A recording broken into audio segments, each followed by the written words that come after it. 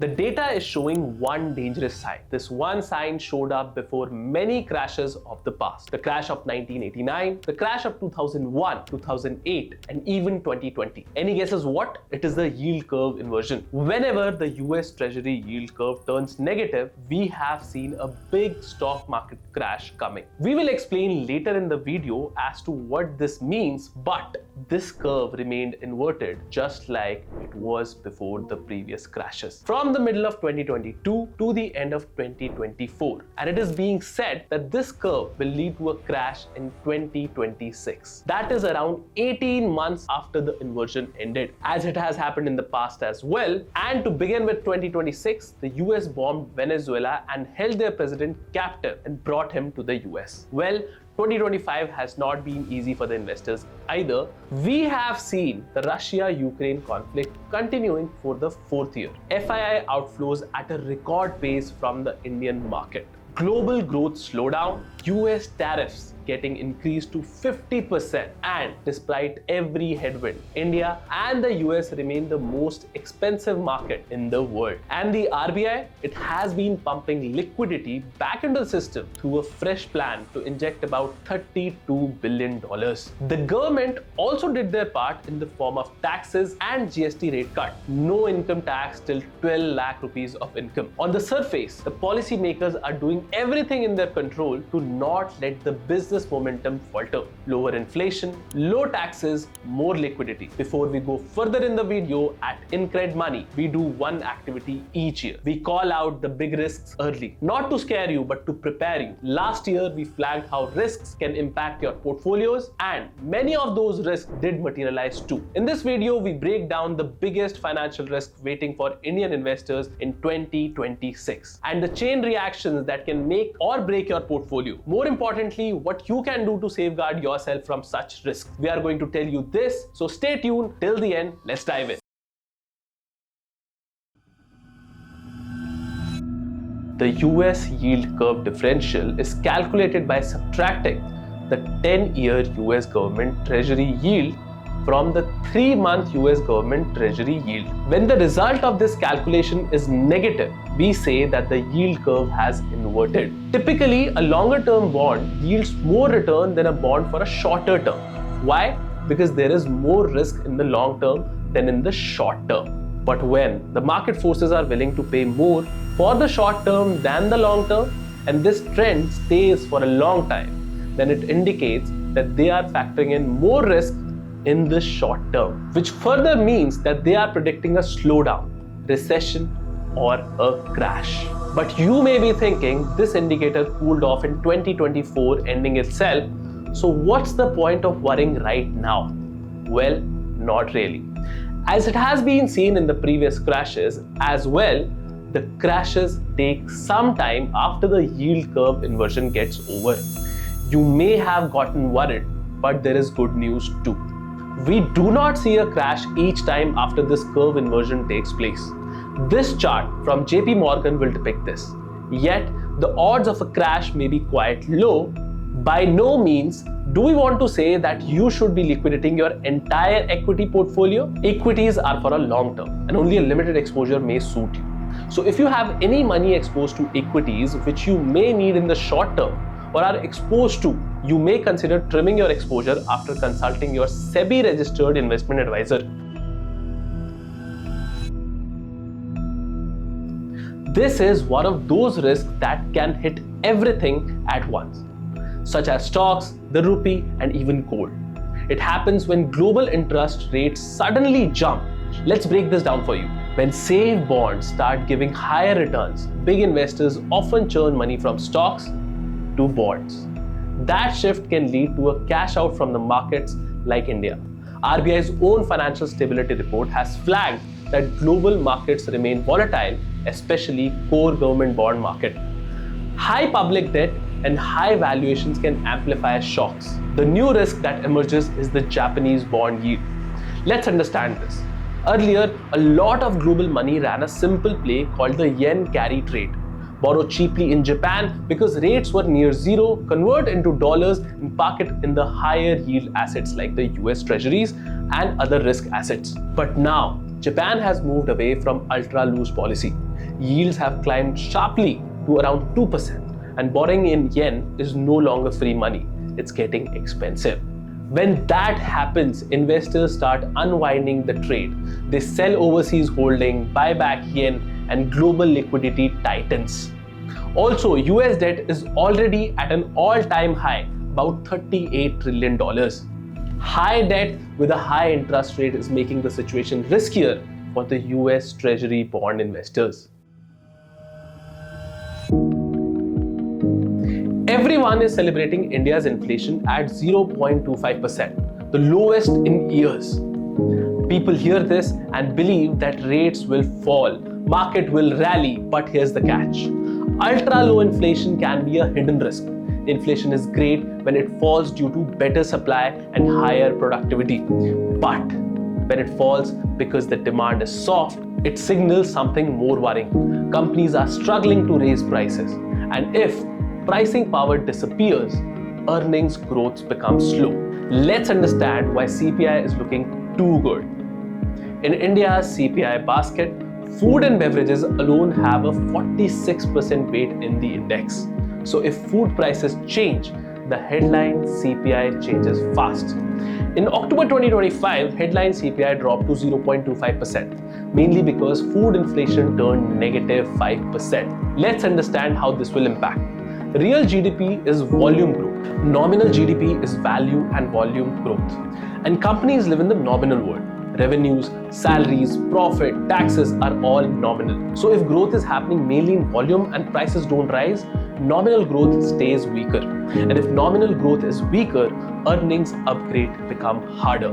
A healthy cycle is not 0% inflation. A healthy cycle is when the real growth is strong, and even RBI says that a healthy band for inflation is 2 to 6%. That creates good nominal growth, and that's where earnings compound more smoothly. And when nominal growth stays weak, company may still sell the same number of units, but they don't grow value fast enough.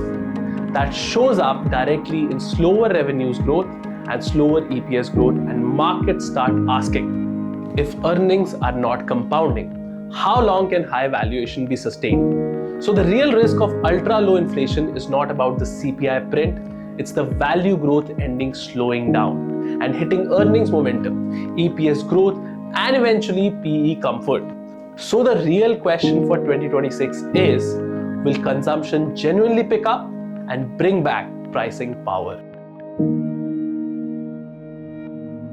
In December, the dollar rose to 91 for the first time. A weaker rupee does not just change currency charts. It changes cost, margin, inflation, and foreign flows all at once. India imports more than 85% of its crude oil needs. So, when the dollar gets stronger, energy and many industrial inputs become costlier in rupee terms. Even if the company is selling the same product, its raw materials, components, fuel, logistics, everything priced in dollars becomes heavier. So the profits of the company get squeezed unless the company can raise prices. And if the Indian company raises the price, consumers end up paying more. And if they cannot, earnings momentum slows. Now look at it from a foreign investor's lens. Even if Indian markets do well in rupees, if INR weakens, the dollar returns squeeze up.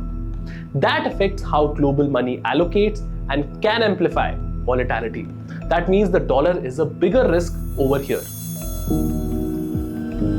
FII flows looks like a boring topic until they are not impacting the market. Because in 2025, foreign investors were net sellers in Indian equities to the tune of 3 lakh crore rupees. And this is why the market performance remained subdued in 2025. Even the RBI's financial stability report flags how our market valuations have sprinted ahead of earnings. According to the RBI, the Nifty 50 needs earning to grow 14.4% annually just to justify current valuation. But expected growth is just 10.4%. That's a big gap. And it means share prices have already jumped ahead of actual profit growth. People are paying now for profits that may come only after 2 to 3 years. If companies don't earn as much as expected, prices could stop rising or even fall. Even when we compare India with the global peers, Indian markets trade at a premium because investors are betting on stronger earning growth, deeper domestic consumption, and stable macro conditions. On these MSCI indices, India trades at 25.6 times as compared to the emerging markets basket, which trades at 16.4 times. So for FIIs, India is an expensive market. There is another angle most people are missing. That is the AI theme. Globally, foreign investors' money is increasingly flowing into the markets that offer direct, scalable AI exposure, such as cloud infrastructure, semiconductor ecosystem, and platform-led AI companies. India, despite strong IT services and digital adoption, does not yet have a deep listed AI theme that global investors can meaningfully allocate to. We are consumers of AI services, not owners of AI platform. Right now, SIPs are holding the market. Rising monthly SIP money is absorbing FII selling. But if SIP inflows slow, the demand-supply balance breaks, then this will not just impact the secondary market, it will also impact the primary market, especially with 2025 being the biggest year for listings and 2026 expected to be bigger than 2025. 2025 has been a year of metals. Gold made fresh records, silver went super high, and platinum made historic highs. Just to set the context, gold is up 70% in 2025, silver is up roughly 140%, and platinum is up 140%. Gold is not demand supply, it's a trust asset. When gold keeps making new highs, it often tells you markets are pricing uncertainty rates, geopolitical, or faith in paper money. Plus, central banks have stayed a big structural buyer. If gold keeps pushing new highs, it can become a signal risk that confidence shifts and equities can feel that through volatility. Silver is even more interesting because it's both an industrial metal and a money metal. So when it rallies hard, and when it falls, it can fall fast. The fundamental support is industrial demand. The silver market has been running structural deficits. Another metal here is copper.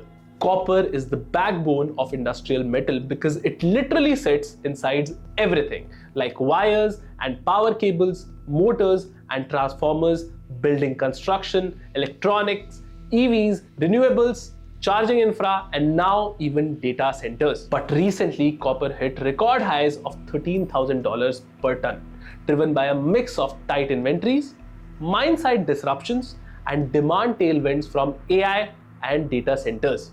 Also, the tariff uncertainty is adding fuel to it. The higher prices of industrial metals like silver, aluminium, and copper are making the price of the end product higher.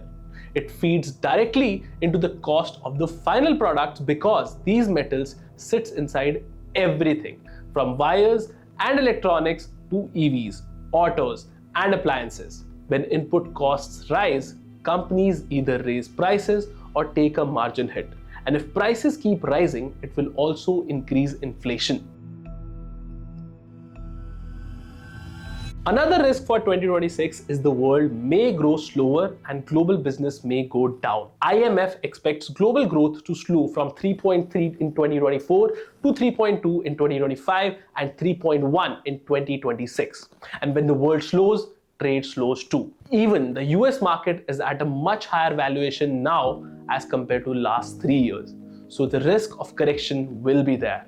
But the good part is that India still looks strong in comparison. IMF expects India to grow around 6.6% in FY26 and 6.2% in FY27. Unemployment and job losses are also contributing to the overall degrowth in the market. But if the global trade slows, the ripple effect of this will be seen in India too. Companies that depend heavily on exports may feel the pressure in the form of fewer orders, slower growth, and tighter margins. In the last 5 to 6 months of 2025, one topic kept coming back again and again. The US imposes tariffs on Indian goods because this one policy can change many things, such as exports, the rupee, and the market too. The big trigger was US tariffs on Indian goods going up to 50%, and it directly affects how global buyers and investors see Indian exports. Companies face higher duties, so selling to the US becomes harder or less profitable. A great company is a great investment only when you pay the right price for it. AI is real, the companies are real, the growth is real, but the risk is too much money is sitting in too few stocks. In the US, the Magnificent Seven are roughly 37% of the S&P 500. These seven includes Apple, Microsoft, Google, Amazon, Nvidia, Tesla, and Meta. So if these names move, the whole index moves. And when everyone owns the same theme, it becomes a crowded trade. Even the IMF has flagged that some risk asset prices look above fundamentals, and high concentration increases correction risk. This is high risk because it's not just about one company, it's about index dependence on a small group. Also, a bubble can push prices to unsustainably high levels. For example, Cisco hit an all-time high of $75 during the dot-com bubble. After the crash, it took more than 25 years for the stock to climb back to $75. Another risk in AI bubble is web of transactions, which we have seen above. Most of the money for AI is moving in these companies only. Microsoft to OpenAI, OpenAI to Nvidia, Nvidia to Amazon, Amazon to Microsoft. So the loop becomes. So in 2026, the risk of bursting the bubble is very high. To protect this, always have a diversified portfolio.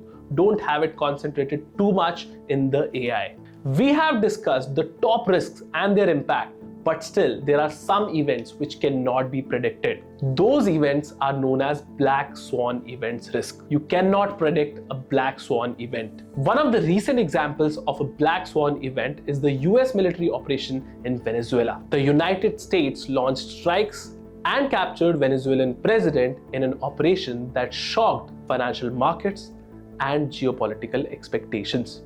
Venezuela holds the world's largest oil reserves, and any disruption, whether through military action, export blockades, or political instability, can rapidly influence oil supply, pricing, and inflation expectations worldwide. To reduce the damage, you can do these two things. Number one, build buffers. Keep enough liquidity so you are not forced to sell assets at the worst time. Number two, avoid too much concentration. Black swans hurt the most when your money is parked in one theme, one stock, or one asset class. Diversify within equity, such as across sectors and styles, and diversify across asset class, such as equity, debt, metals, real estate, etc. So one shock does not decide your entire outcome. That's it for this video. Do you agree with the risk that we have highlighted in this video? Or do you think we have missed any? Let us know in the comments. Thanks for watching. Like, share, and subscribe for more such videos. Thank you for watching.